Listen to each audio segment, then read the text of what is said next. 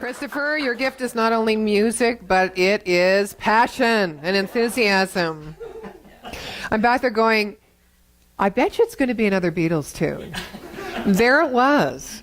And I'm listening to the lyrics and I'm going, okay, this is the gift, right? It's fun, it's joy, and it's enthusiasm.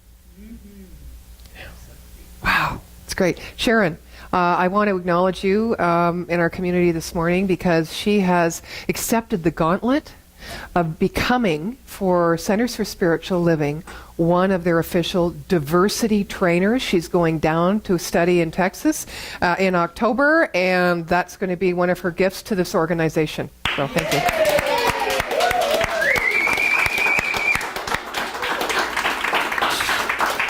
Sharon has been working with Global Services and doing their newsletter for, I don't know, a year or two or something. 3 years.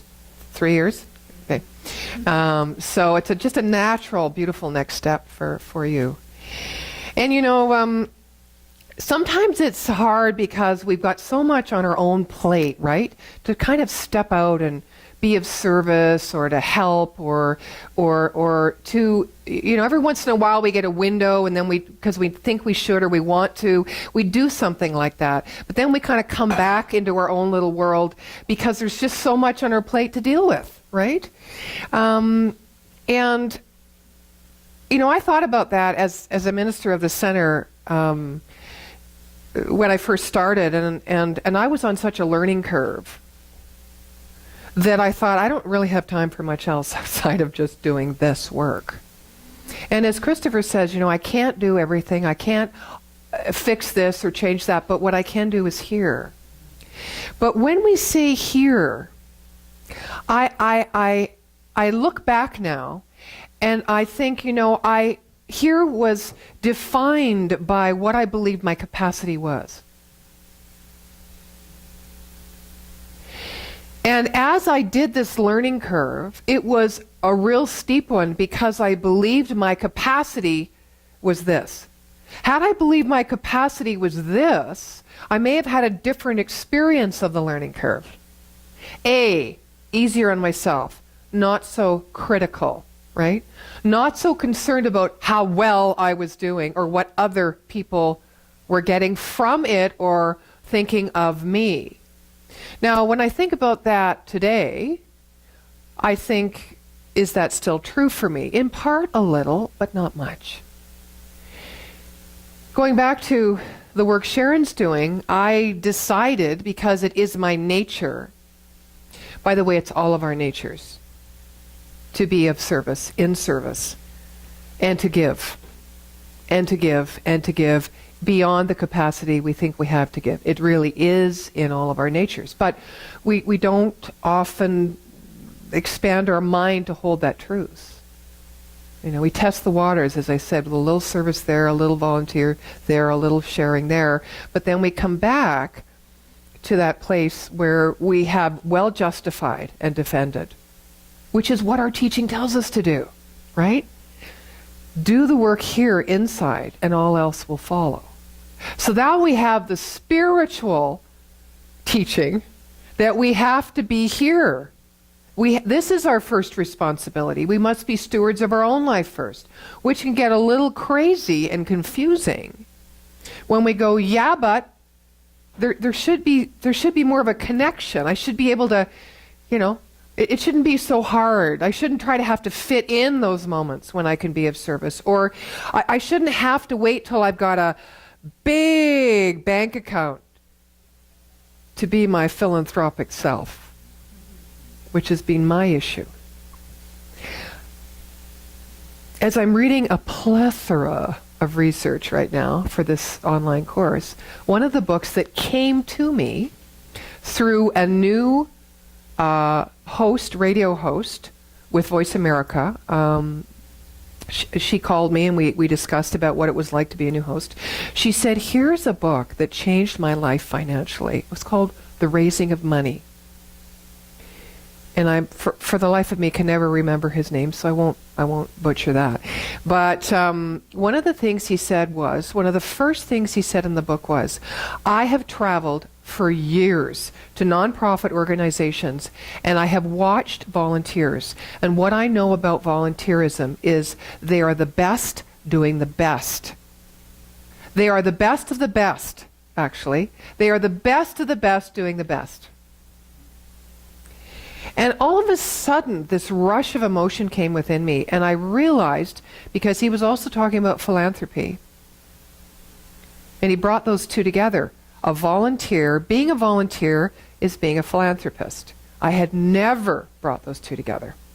Because what my mind was stayed on was the distance between my simple bit of volunteering that I chose to do or could do in my life, the ways I chose to be of service, and the philanthropists, right? They were way up here.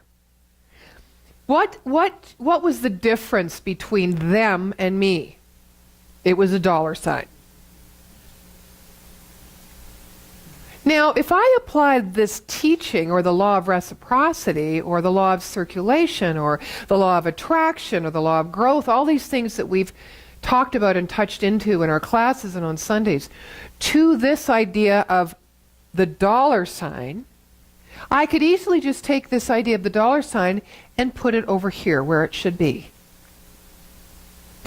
Because you don't start with the dollar sign to be a philanthropist.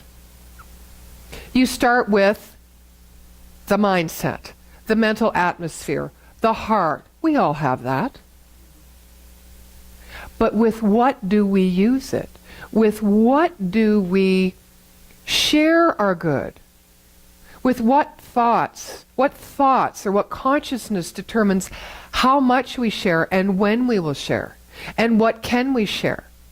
This is this inner work that we do. We all have the philanthropic spirit, and we all have the capacity to be philanthropists. Well, I tell you, it was another little emotional meltdown period for me, because one of my aspirations with this center is to create a philanthropic foundation. We can call it an endowment foundation, all these, words, but basically, it's to have enough financial sustainability that this center is taken care of, not in just its immediate needs, but its future vision is funded, and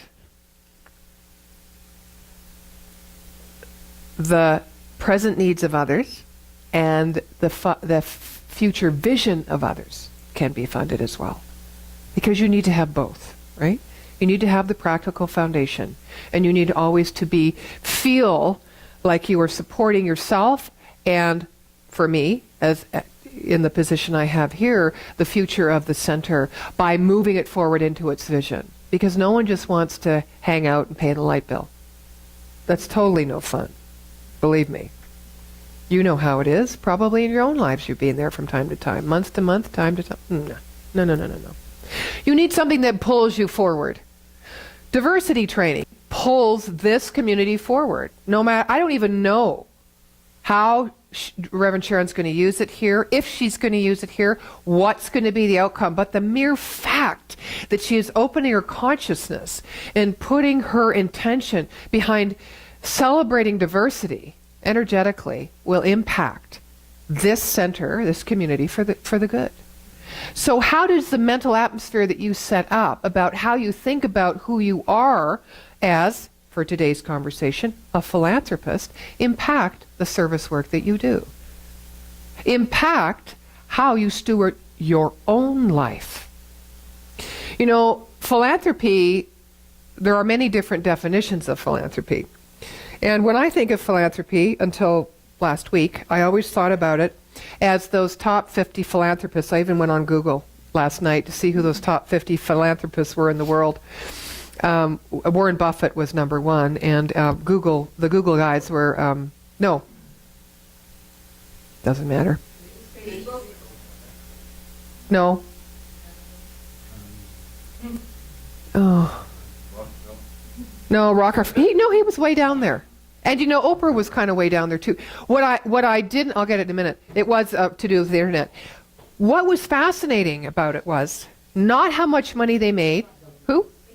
Gates, thank you. Bill Gates, Microsoft, right? He was number 2. Oprah was like, I don't know, number 35 or something. Okay?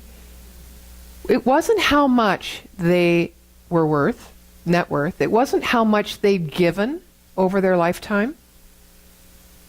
It was the percentage of what they had that they gave that was impressive. Now, Oprah was 12%, which shocked me. In media you hear a lot about Oprah, and then you hear about all the good work she does, but a lot of those other people that were on that top 50 you don't hear anything about, right? Because they just do it, right? They're not in the public eye as much. No. And some of them, so Oprah's was 12%. Some of them were 40%, some were 78%, some were 125%. And I went, it's got nothing to do with money. You can be a philanthropist at 1%, not just of your net income, but of your worth. So you have to know what your worth is in order to share a percentage of that, right? And it's got nothing to do with money. You have to know what your capacity is. The root of philanthropy is the love of humanity. Whose? Yours. Wow. 60 years on the planet. 45, a free-thinking individual. 10, a free-thinking individual. Boom, boom. And it comes all the way back to loving my humanity. Isn't that crazy? I mean, if there's nothing else that I bring today, it is that revelation. Think of the things in your life you think you can't contribute to, you can't influence, you can't help, you can't serve, you can't do. For me, this big dream of being a philanthropist, which I figure I'm nowhere near because I don't have the money in the bank.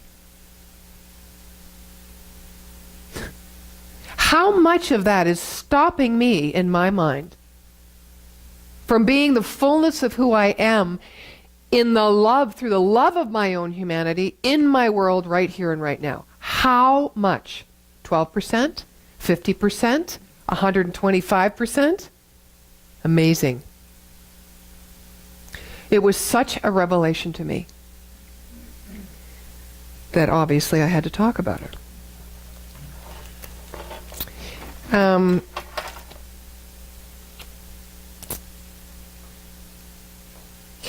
My guest tomorrow is Charles, I got to get his name right before tomorrow, Eisenstein. I want to call him Einstein. He's under 30.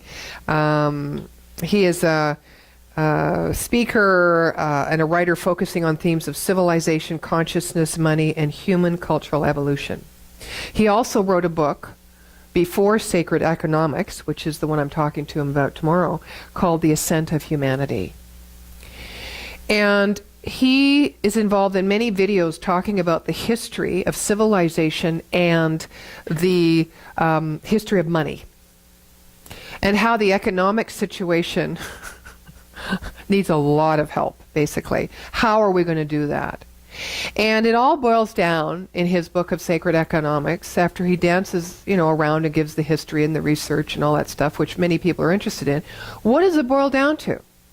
It boils down to the love of our own humanity. The book's this thick. Incredible, right? I wish they had little sticky tags for me, just to get to the point. What's the point? I want to know the point here. And yeah, Cole's Notes, they should always have one in every book. And how it's the love of of our own humanity is that we have to know what our gift is. The gift has already been given us. How are we giving it back to the world? So his idea is creating or constructing a gift economy. A gifting economy. So that people give their gifts and pay their gifts forward. And when people have money or they have stuff or they have gifts, when they have satiated what they need, when they have looked after themselves, anything else they give away to someone else who's in need in that moment. A gifting economy. But first, you have to know what your gifts are. And you don't really know what your gifts are until you understand our nature of being, in that we are spiritual beings, and the gift has already been given, and we have everything we need. And in there, brings it right back to philanthropy, that idea. So as we love our humanity, we can love others' humanity. He talks also in his book about the real travesty and the common illness, which is this belief around separation. And because we believe we are separate, we have to get. Because we believe we're separate, we believe we're separate from our highest good. Why? Because someone else has it, like Bill Gates or whomever else. It's out there. We just have to find it, which sets us on a very long path of seeking, and then get some of it for us, or figure out how to attract it, rather than just know it's here and figure out how to reveal it and express it. You want to talk about a shortcut to a miracle? Even though it's a never-ending journey and you never really get anywhere, you just keep evolving in the process, it's to look inside. That's the shortcut.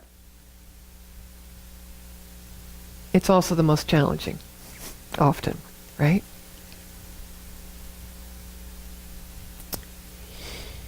In 1974, Philip Kuntz and his family got a record number of Christmas cards. In the weeks before Christmas, they came daily, some by the dozens. Kuntz still has them in his home, collected in a photo album. Dear Phil, Joyce, and family, a typical card would read, we received your holiday greeting with much joy and enthusiasm. Merry Christmas and Happy New Year. Love, Lou, Bev, and the children. The cards from that year came in all shapes and sizes, but the basic message was the same.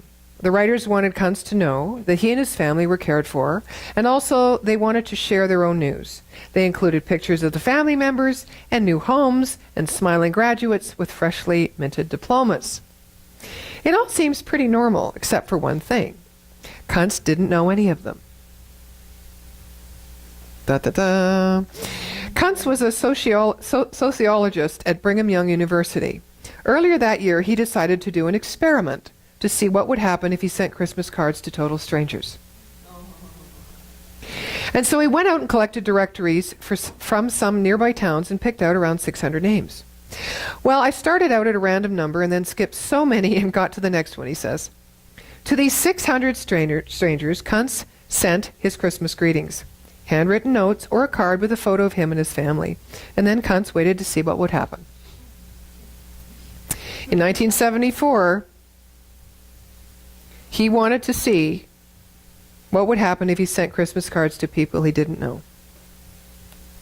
It was just a shot in the dark, he said. I didn't know what would happen. But about 5 days later, responses started filtering back. Slowly at first, then more, until eventually there were coming in 12, 15 at a time. He got more than 200 replies. I was really surprised by how many responses there were, he says. And I was surprised by the number of letters that were written, some of them 3-4 pages long. Why would someone send a 3-page letter to a complete and total stranger? Why did so many people write him back at all? They were following the rules.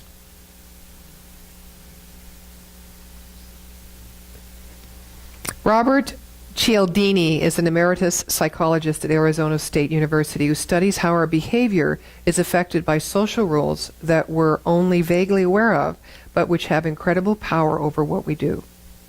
What happened to Kuntz, he explains, is the direct result of one of the rules that most interest him, the rule of reciprocation. The rule, he says, is drilled into us as children. We are obligated to give back to others the form of behavior that they have first given to us. He says, essentially, thou shalt not take without giving in return. And so if someone passes you in the hall and says hello, you feel compelled to return their greeting. When you don't, and you notice it, it makes you uncomfortable, makes you feel out of balance. That's the rule of reciprocation. There's not a single human culture that fails to train its members in this rule. It goes on to say how the rule of reciprocation is a deadly rule.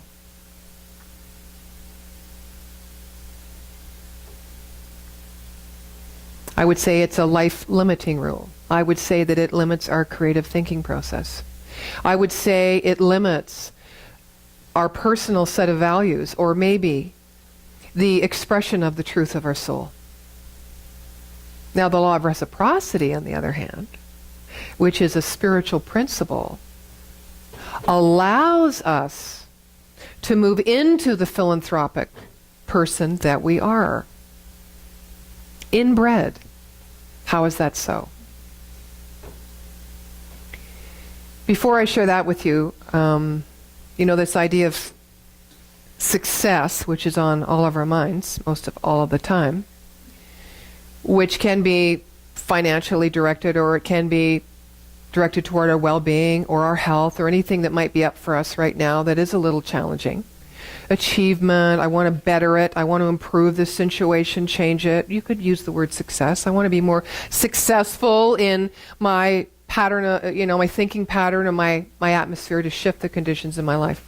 Well, success is, through several surveys, is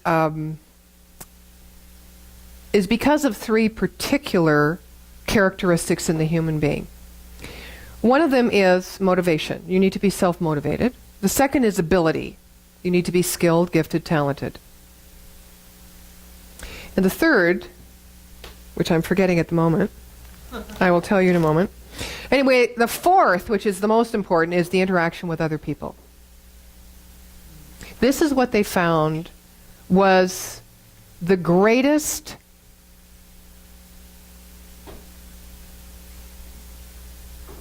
inspiration to a human being that would keep that motivation and the creation of those skills and talents and the expression of them, and keep their ability and their courage to move them forward into their life up, was the fact that eventually it boiled down to having to interact with someone else. And it was the attitude with which you interacted with that person that was really going to demarcate your success level. There are three types, apparently, according to some studies, which I like and I wanted to share with you today, of styles of interaction. And this is all about the law of reciprocity, not reciprocation. One style is that you're a giver. One style is that you're a taker. And one style is that you are a matcher. Now, these all come from the corporate world in particular. It's a lot harder in the corporate world to be a giver, apparently. You're either a matcher or a taker. A giver means that you give more than you receive, that you give first, that you give without consideration of what you're going to get back in return. That you give more to another which exceeds the personal cost to yourself, so that you think of the other. So you have a broader scope. The taker, on the other hand, wants to make sure that they personally benefit before they choose to give. So it's going to benefit me, and then I'll be happy to give and support others. Now, the matcher, which is predominantly in the corporate world, is really a style of reciprocity that is based on the principle of fairness. So matchers want to balance it. They kind of want to see what's coming in, and then they'll give back. Just like they were talking earlier about this thing in childhood, this rule of reciprocation. So they want a fair and equal playing field. In one of the stories that I recently read, they were talking about a gentleman who was an investor. And that was how he made his money. Right? He invested. And a fellow came to him, and he knew his reputation, he knew he was a great inventor and all the rest of it, but he decided that he wasn't going to give him a deadline and push him to choosing him and making the choice that he was going to be the investor. So he said, here, I'm going to give you lots of references to other investors like myself. You take your time, you feel it out, you sense it out. I want you to come into this relationship feeling really good about this connection and that I am the best investor for you, you know? And so what happened was, this man was a giver, right? He allowed the highest and best for that man, believing that in the law of circulation it would come back to him. What happened was the fellow with the invention came back and said, thank you for everything, but I've chosen another investor. The guy was like, what? I mean, I gave this man the opportunity to explore and experience so he felt good. I was sure that he was going to come back to me. And the fellow who was looking for the investment said, I'll tell you why. You were so affable and so giving. I didn't think that you would challenge me in the boardroom enough to grow me. It was like, okay. So as I'm reading on in these statistics, they say, which of the three styles ends up at the bottom of the ladder of success? Well, in this story, the giver did. Now here's a little personal share right now. I've often asked that question for myself because I know I've been a lover of humanity all my life, and I know I've been in service all my life, and I know I have a spirit of generosity. Now I get to add for me that I am a philanthropist. I get to wear that now. And often in the financial aspects of my life, I don't have the constant and steady return. Although financially I'm well looked after. So I've often gone, should I have looked after myself first in that one? Should I have thought differently about it? Of course, the outpicturing is I never have. I just be me. Right? So I'm reading this book and I'm going, the giver's at the bottom of the success pile? This is not good for my future as I move forward.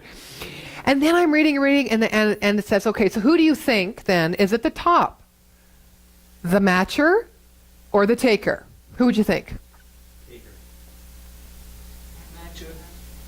I kind of loaded that question. Actually, it's the giver. They are both the chump and the champ.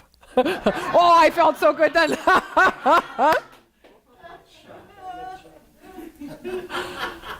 Yeah.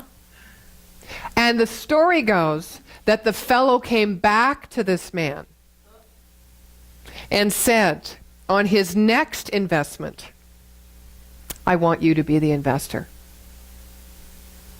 I want you to share in this. You have taught me so much. I want to learn more about how.